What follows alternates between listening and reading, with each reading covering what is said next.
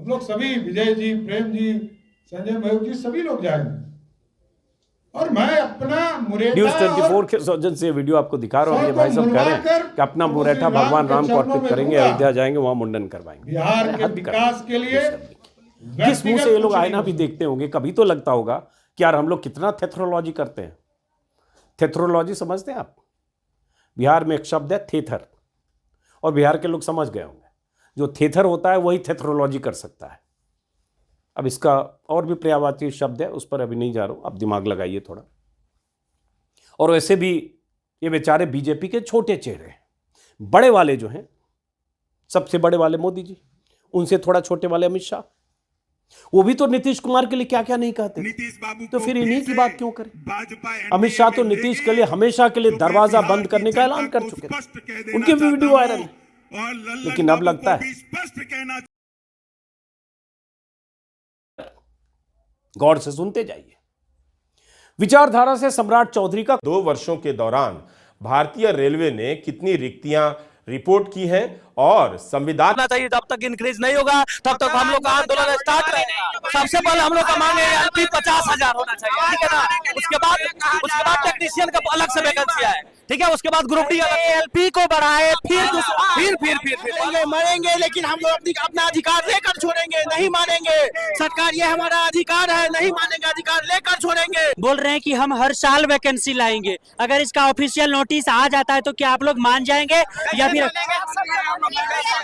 हमको पिछले साल का भर्ती दीजिए ना, भरपाई कीजिए ना, जो 2019 से जो बचे हुए हैं उसका भर्ती चाहिए हमको। आपने पिछले साल जो 5 साल से रिक्त पड़ रही है उसका जोड़कर वैकेंसी, उसका जोड़ के वैकेंसी चाहिए हम लोग को। उसी का हम लोग इंतजार में बैठे हुए थे। 5,000 वैकेंसी हम कहना चाहते हैं। 5,000 वैकेंसी देने से अच्छा है लॉकी ड्रॉ खिला दीजिए। हम लोग पढ़ेंगे नहीं, ऐसे लॉकी ड्रॉ होगा तो होगा, नहीं होगा ना होगा। ऐसे भी कट बहुत हाई जाएगा, काम मतलब निकलता है, टेंशन भी नहीं रहेगा। बढ़ेगा, सरकार शुरू से ही करती आ रही है। प्रोटेस्ट होगा तो वैकेंसी बढ़ेगा, ये सरकार शुरू से ही करती आ रही है। सबसे पहले सीआरपीएफ एसएसबी का पेंशन हटाया गया, उसके बाद अग्निपथ स्कीम आया, उसके बाद ये आया, अभी 5600 सीट आया। बीजेपी सरकार का मेन मकसद है क्लर्कियल पोस्ट को खत्म करना, ये आप लोग सुन लीजिए। 2019 के चुनाव में पुलवामा के बाद ऐसा ज्वार उठा कि नौकरी का सवाल हवा हो गया।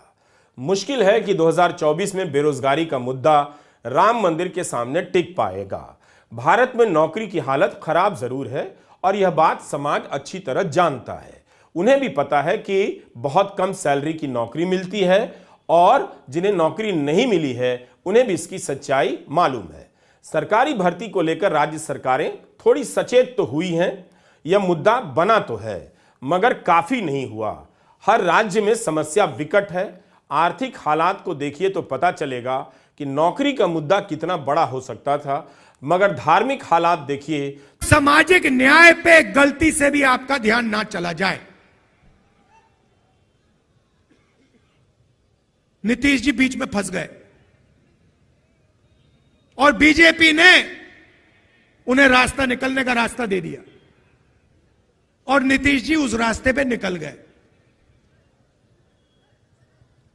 सामाजिक न्याय देने की जिम्मेदारी बिहार में हमारे गठबंधन की है। नीतीश जी की यहां कोई जरूरत नहीं है। यहां पे हम अपना काम कर लेंगे मिलके। हमारा गठबंधन यहां पे जो करना है कर देगा। और बात यहां नहीं रुकती दोस्तों, वो लगातार हमला बोल रहे हैं नीतीश कुमार पर। अब यहां तक कि वहां मौजूद जनता को उन्होंने नीतीश कुमार के बारे में एक चुटकुला भी सुनाया। सुनिए वो क्या कह रहे हैं। आपके स्टेट के आपके चीफ मिनिस्टर के बारे में चुटकुला है, मैं सुना देता हूं आपको। सुनना है?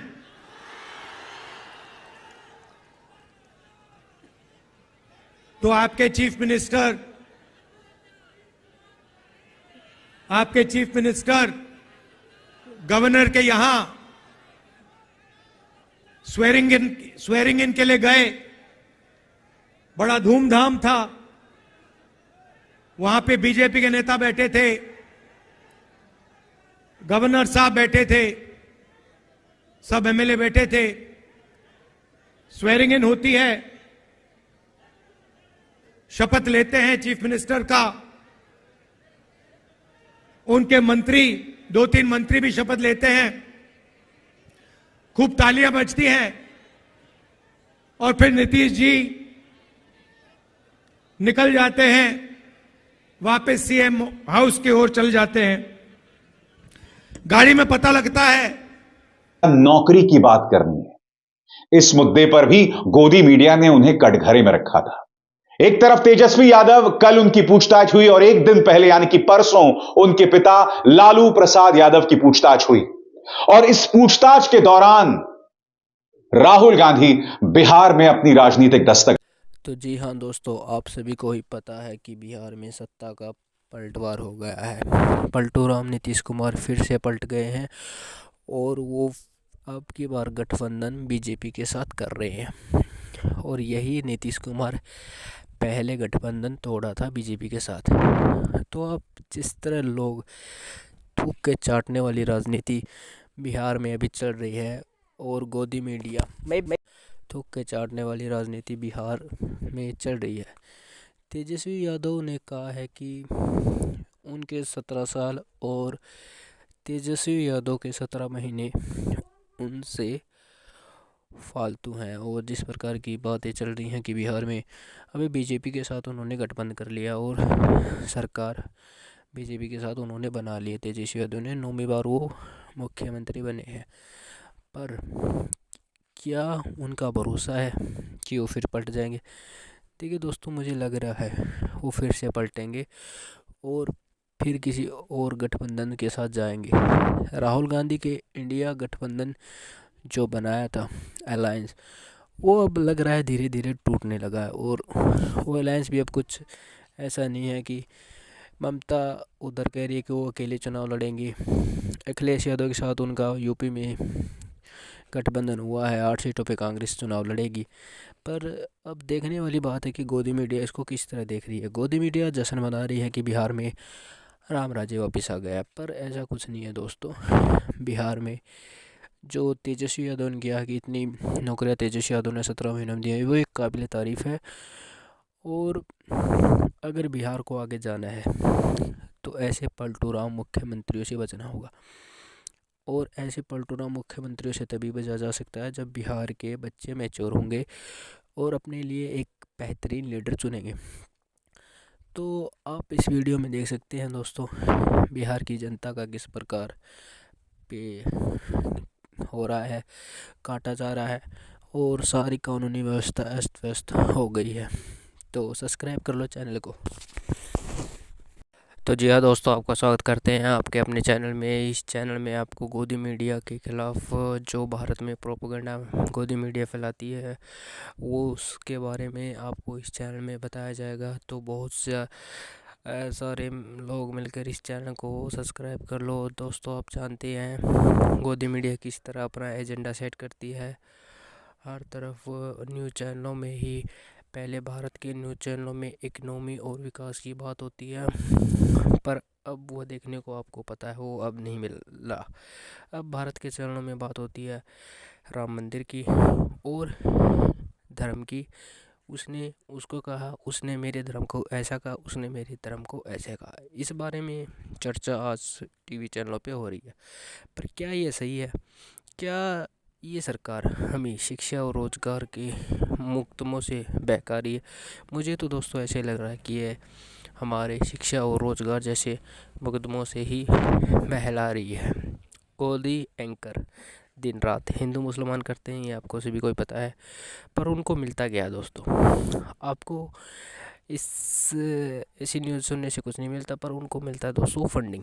पीछे से इतनी ज़्यादा फंडिंग होती है, आपको पता नहीं, करोड़ों रुपया गोदी मीडिया को दिया जाता है ताकि वो एक प्रोपेगेंडा सेट करे भारत में रहने वाले उन अंधभक्तों के लिए जो सोचते हैं कि उनका धर्म खतरे में है। पर ऐसा कुछ नहीं है दोस्तों, किसी का धर्म कभी खतरे में नहीं आता।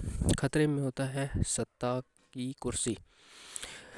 जैसे कि आपको दोस्तों पता है 2014 से पहले महंगाई के बारे में पेट्रोल भी 60 रुपये का मिलता था और एक स्प्लेंडर बाइक भी 60,000 रुपये मिलती। पर आज की डेट में दोस्तों उल्टा है, स्प्लेंडर 1 लाख रुपये की होगी और तेल का भाव तो दोस्तों आपको पता ही है। और इसका कारण ये नहीं है कि कोरोना के समय कुछ नहीं होता दोस्तों। देश के अरबपतियों ने, मंदिरों ने इतना फंड दिया था भारतीय सरकार को, पर वो फंड भी अब सरकार दिखा नहीं रही। मतलब वो फंड भी सरकार वो चाट गई है। कोरोना कहाँ होता है दोस्तों? लोगों को लगता है कोरोना है, पर जब कोरोना था तो प्रधानमंत्री नरेंद्र मोदी बंगाल की यात्रा कर रहे थे, ज़ोर शोर से चुनावों का प्रसार कर रहे थे। तो कोरोना कहाँ है दोस्तों? कोरोना कुछ नहीं है दोस्तों। हम लोगों को मूर्ख बनाए रखने के लिए ये सरकार किस तरह से मीडिया का सहारा लेती है, बाबाओं का सहारा लेती है। वो बाबा दोस्तों, वो बाबा जो एक शो के 10-10 लाख रुपए लेते हैं, फॉर्चूनर में आते, फॉर्चूनर में जाते, हमें क्या मिलता? हमें कुछ नहीं मिलता दोस्तों। राहुल गांधी के खिलाफ भी उन्होंने पहले कुछ कहा था कि राहुल गांधी पप्पू है, पर ऐसा नहीं है दोस्तों। राहुल गांधी पप्पू नहीं है। वो बंदा बहुत हाई लेवल की सोच का है, और वो कहाँ से पढ़ा हुआ आपको ये बारे में पता होगा दोस्तों। तो कृपया इन झूठे प्रोपेगेंडाओं से बचें और अपने मस्तिष्क को सही आयाम दें।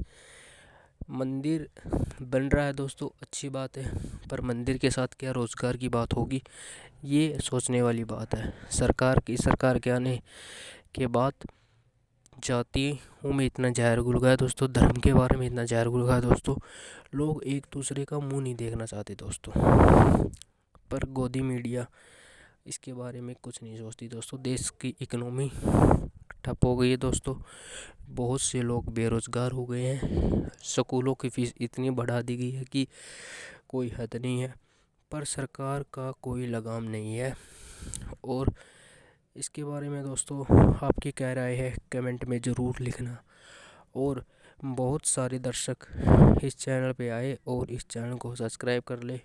बहुत से यूट्यूबरों की थोड़ी थोड़ी कटिंग इस चैनल पर दिखाई जाएगी, जो आपके लिए फ़ायदेमंद होगी। तो जय हिंद दोस्तों, वंदे मातरम।